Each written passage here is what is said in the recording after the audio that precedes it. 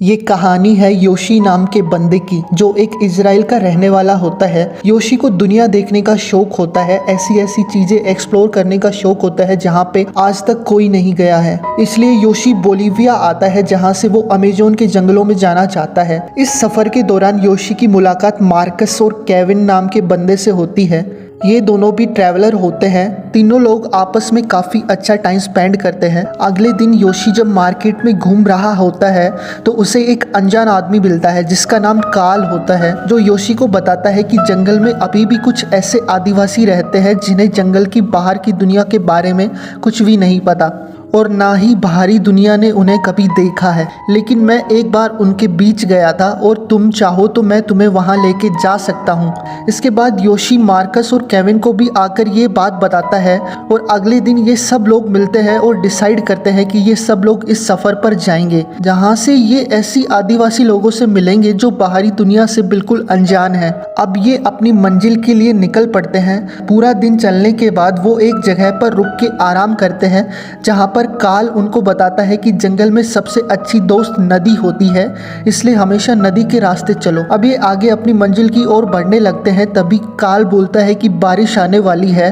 Kevin बोलता है कि आसमान में तो एक भी बादल नहीं है, लेकिन थोड़ी देर बाद ही बारिश होने लगती है। तो ये सब लोग एक जगह रुक जाते हैं और बारिश रुकने का वेट करते हैं। थोड़ी देर बाद बारिश रुक जाती है और इन्हें चलते चलते बहुत दिन बीत जाते हैं, लेकिन कबीले का कोई नामो निशान नहीं होता है। इन्हें नहीं पता था कि इनका जंगल का सफर इतना मुश्किल होने वाला है। इन्हें चलते चलते कई दिन हो चुके हैं और इतना चलते चलते मार्कस के पैर में भी चोट आ जाती है। तो सब लोग डिसाइड करते हैं कि वो नदी के रास्ते से जाएंगे। तो सब लोग मिलकर एक लकड़ी की नाव बनाते हैं और आगे निकल पड़ते हैं। वो धीरे धीरे आगे बढ़ते हैं, तभी नदी का बहाव तेज हो जाता है और उन्हें आगे जाने में दिक्कत होने लगती है। तो वो नाव को नदी के किनारे रोक देते हैं। काल बोलता है कि मैं जंगल से कुछ खाने का इंतजाम करके आता हूँ। अब सुबह हो जाती है, लेकिन काल नदी के रास्ते से जाने से मना कर देता है क्योंकि काल को स्विमिंग नहीं आती थी। तो सब लोग डिसाइड करते हैं कि काल और मार्कस जंगल के रास्ते से जाएंगे और योशी और केविन नदी के रास्ते से जाएंगे और मंजिल पर ये वापस मिल जाएंगे क्योंकि उनके पास मैप होता है एक कॉमन पॉइंट का। अब चारों लोग निकल पड़ते हैं। केविन और योशी नदी के रास्ते से आगे बढ़ने लगते हैं, लेकिन कुछ देर बाद ही पानी का बहाव बहुत तेज हो जाता है और इनकी नाव एक पत्थर में अटक जाती है। तो केविन बोलता है कि मैं किनारे पर जाता हूँ और जल्दी ही मैं तुम्हें ऊपर खींच लूँगा। और जब केविन किनारे पर पहुंचता है और योशी को खींचने की कोशिश करता है तो नदी का बहाव तेज हो जाता है और योशी पानी में बहता हुआ चला जाता है और वो केविन से बह के बहुत किलोमीटर दूर आ जाता है। योशी एक पत्थर को पकड़ लेता है और उसके सहारे नदी के किनारे आ जाता है, लेकिन अब वो इस पूरे जंगल में अकेला है क्योंकि उसके पास ना कोई मैप है ना कोई सामान है। अब योशी किनारे पर आकर घंटों तक एक पेड़ के नीचे बैठा रहता है। तभी उसे बर्तनों की आवाज आती है। वो देखता है कि उसका बैग नदी में बहकर जा रहा है। वो अपनी जान पर खेलकर कैसे ना कैसे करके उस बैग को अपने पास ले आता है। उस बैग से योशी एक टैबलेट निकालता है जो एक एनर्जी की टैबलेट होती है। उसको खाने के बाद योशी केविन को ढूंढने के लिए निकल पड़ता है, लेकिन केविन उसे कहीं भी नहीं मिलता। अब योशी पूरी तरीके से हताश हो जाता है और एक जगह पर बैठ जाता है। तभी उसकी नज़र उसके बैग में रखे हुए मैप पर जाती है। उस मैप पर वो उस जगह पर निशान लगाता है जहाँ पर उसे जाना है और वो आगे बढ़ने लगता है। वो अगले 7 दिनों तक चलता रहता है। रात को कहीं भी पत्ते बिछा के सो जाता है। योशी का खाना भी खत्म हो गया होता है, इसलिए वो कीड़े सांप मारकर खाने लगता है। फिर भी वो आगे बढ़ता रहता है। बीच रास्ते में उसे चिड़िया के अंडे भी मिलते हैं, जिनमें से वो एक अंडा खा जाता है। अब उसे थोड़ी सी एनर्जी आती है और वो फिर से आगे बढ़ने लगता है। रास्ते में उसे एहसास भी होता है कि उन्हें अलग अलग नहीं जाना चाहिए था, सबको एक साथ चलना चाहिए था, लेकिन समय का पहिया बहुत आगे निकल चुका होता है। योशी आगे चलता रहता है। योशी को एक जूते का निशान दिखता है। ये देखकर वो बहुत खुश हो जाता है। उसे लगता है कि केविन कहीं आसपास ही है, लेकिन उसकी खुशी दुख में बदल जाती है। तब उसे वही चिड़िया के अंडे के टुकड़े दिखाई देते हैं जो उसने कुछ देर पहले खाए थे। मतलब योशी एक ही जगह पर घूम रहा होता है, वो सही डायरेक्शन में नहीं जा रहा होता है। इसलिए अब वो डिसाइड करता है कि वो नदी के रास्ते से ही जाएगा।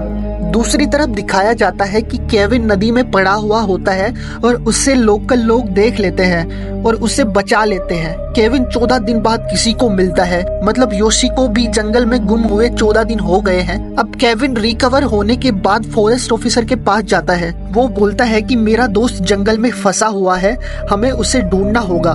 फॉरेस्ट ऑफिसर बोलता है कि अभी तक तो शायद वो मर भी गया होगा क्योंकि इस बड़े जंगल में जिंदा रहना बहुत मुश्किल है, लेकिन फिर भी केविन ऑफिसर को मना लेता है। अब वो हेलीकॉप्टर पर योशी को ढूंढने के लिए निकल पड़ते हैं। योशी को हेलीकॉप्टर नजर भी आता है, वो लाल कपड़ा भी दिखाता है, लेकिन योशी को वो लोग नहीं देख पाते हैं। अब वो वापस आ जाते हैं। केविन ऑफिसर को बोलता है। इसके बाद केविन एक लोकल बोट वाले के पास जाता है और उसके साथ योशी को ढूंढने के लिए निकल पड़ता है। वहीं दूसरी तरफ दिखाया जाता है कि योशी बहुत हताश हो चुका होता है। में अकेले रहने के बाद योशी की दिमाग की हालत भी खराब होने लगती है।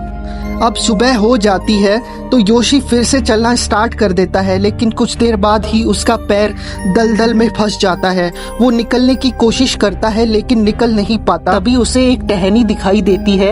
वो उसको पकड़ के बाहर तो आ जाता है, लेकिन योशी का बैग दलदल में ही रह जाता है। योशी बुरी तरीके से थक गया होता है, उससे ठीक से चला भी नहीं जाता, इसलिए वो रेंग रेंग के आगे बढ़ता है।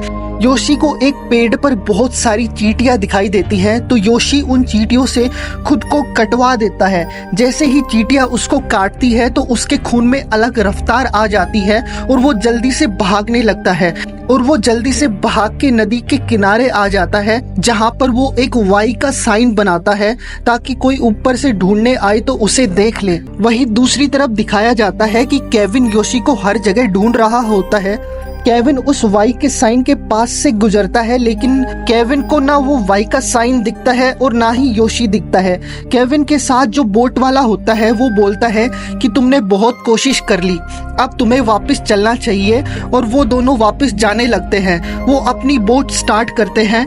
बोट की आवाज से योशी को होश आ जाता है, जो पत्थरों के पीछे सोया हुआ होता है। योशी केविन को जाते हुए देख रहा होता है। योशी में अब इतनी हिम्मत भी नहीं बची कि वो जोर से आवाज लगा पाए, लेकिन केविन जाते जाते एक बार पीछे मुड़ के देखता है, तभी उसे योशी दिख जाता है और ये मूवी का सबसे बेस्ट सीन होता है। केविन भाग के योशी के पास आ जाता है, उसे गले से लगा लेता है। केविन योशी को वापस उस जगह ले आता है जहाँ पे इंसान रहते हैं। केविन के विश्वास और योशी के जिंदा रहने के जज्बे ने आज उसकी जान बचा ली होती है। लास्ट में हमें दिखाया जाता है कि कार्ल और मार्कस का आज तक कोई पता नहीं चला। केविन उन्हें बहुत दिनों तक ढूंढता है, लेकिन वो कहीं नहीं मिलते। इसके साथ ये कहानी यही खत्म हो जाती है। ये कहानी हमें कभी ना हार मानने की सीख देती है। तो आपसे मिलेंगे एक और नई कहानी के साथ, क्योंकि कहानियां बहुत कुछ कहती हैं।